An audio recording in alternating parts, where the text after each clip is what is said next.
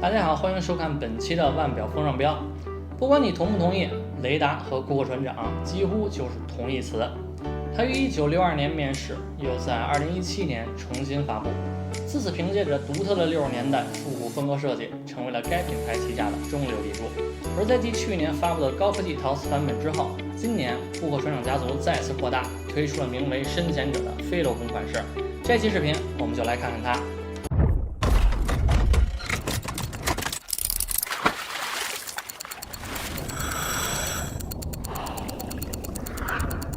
为了感谢各位粉丝长期以来的关注和支持，本期视频我们会在评论区随机抽取2位幸运儿，送出2份礼品，一个是迷你咖啡杯，另一个是雷达帆布袋，所以欢迎大家踊跃评论。新做的表壳规格还是跟去年的镂空版本一样，使用的是曜石黑主题，直径43毫米，厚度14.6毫米，但可能是由于加上了表盘和底盖的缘故，它的重量增长了1克，变为了158克。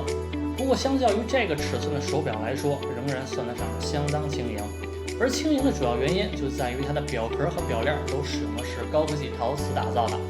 这是一种有着防刮擦、耐腐蚀、低致敏特性的材质。它的强度高于金刚，但又比金刚要轻巧，所以对于一款日常佩戴的手表来说是非常受欢迎的。你可以看到它的陶瓷中壳是哑光饰面的，但表圈、边缘和表冠都是由金刚制成。这给曜石黑色的外观增添了醒目的对比，但这只是次要的，因为不论是边缘纹理的手感，还是转动时发出的清脆咔嗒声，都要比它更吸引人。被带有双面防反射涂层的蓝宝石表镜保护着的是回归了顾客船长传统美学的实心表盘。它的基本布局与之前的作品一样，时针以大箭头的样式来呈现，包括分针、秒针和时标在内，身上都被涂覆了 Superluminova 夜光材质。此外还有2个经典的船长元素，一个是3点位的白底红字日历窗，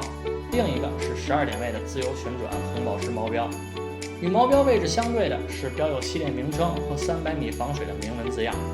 不过或许这些还不足以让你了解它在水下有多勇猛，所以你还需要知道的是，全新的深潜者款式是首批通过了 ISO 6425认证标准的雷达潜水表。虽然颜色差不多，但这款表的旋入式底盖是钛合金材质的，上面是有2只精雕细琢的海马，这也是一种对于早期作品的致敬。而在底盖下方运作的是基于埃塔707-611打磨而成的 R763型自动机芯，它拥有80小时的动储，配备了防磁的内瓦汞油丝。此外，雷达还表示将该机芯从3方位调教提升到了5方位调教，确保走时能够更为精准。